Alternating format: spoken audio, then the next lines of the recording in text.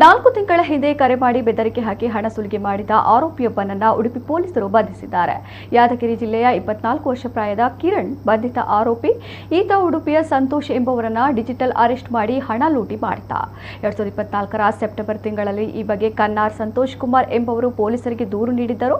ಆರೋಪಿ ಕಿರಣ್ ಫೋನ್ ಮೂಲಕ ಸಂತೋಷ್ ಅವರಿಗೆ ಬೆದರಿಕೆ ಹಾಕಿ ಸುಮಾರು 7 ಲಕ್ಷ ರೂಪಾಯಿ ಸುಲಿಗೆ ಮಾಡಿದ್ದ. ಸಂತೋಷ್ ಅವರ ಮೊಬೈಲ್ ಸಂಖ್ಯೆಯಿಂದ ಕಾನೂನುಬಾಹಿರ ಕೆಲಸ ನಡೆಸಲಾಗಿದ್ದು 17 ಎಫ್ಐಆರ್ ಆಗಿರುವ ಕಾರಣ ತಕ್ಷಣವೇ ಬಂಧಿಸಲಾಗುವುದು ಎಂದು ಎಚ್ಚರಿಕೆ ನೀಡಿದ. ಆಧಾರ್ ಲಿಂಕ್ ಆಗಿರುವ ಬ್ಯಾಂಕ್ ಖಾತೆಯಿಂದ ಅಕ್ರಮ ಹಣ ವರ್ಗಾವಣೆಯಾಗಿದೆ. ಹೀಗಾಗಿ ನಿಮ್ಮನ್ನು ವರ್ಚುವಲ್ ಆಗಿ ಬಂಧಿಸಿದ್ದು ಖಾತೆಯಲ್ಲಿರುವ ಹಣವನ್ನು ಆರ್ಬಿಐ ಪರಿಶೀಲಿಸಲು ಎಸ್ಬಿಐಗೆ ಜಮಾ ಮಾಡುವಂತೆ ಸೂಚಿಸಿದ್ದ. ಮುಂಬೈ ಅಂಧೇರಿ ಈಸ್ಟ್ ಪೊಲೀಸ್ ಎಂದು ಸಮವಸ್ತ್ರದಲ್ಲೇ ಕರೆ ಮಾಡಿದ್ದ ಕಾರಣ ಸಂತೋಷ್ ಆತನ ಮಾತನ್ನ ನಂಬಿದರು. ತನ್ನ ಖಾತೆಯಲ್ಲಿದ್ದ ಹಣವನ್ನ ಆರೋಪಿ ಹೇಳಿದ ಖಾತೆಗೆ ವರ್ಗಾವಣೆ ಮಾಡಿದ್ದರು.